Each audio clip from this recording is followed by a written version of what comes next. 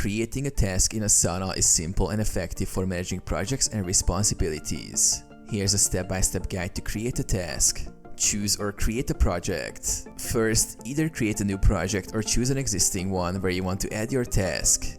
You can create projects for different areas like marketing, client work, or team tasks. Click on plus Add Task.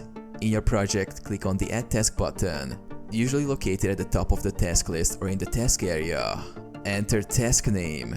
In the task creation dialog, give the task a name that clearly describes the work. Set a due date. Add the due date for the task to ensure it's completed on time. You can also set recurring due dates for tasks that repeat periodically. Assign to a team member. Assign the task to a team member by clicking the assignee icon and selecting their name.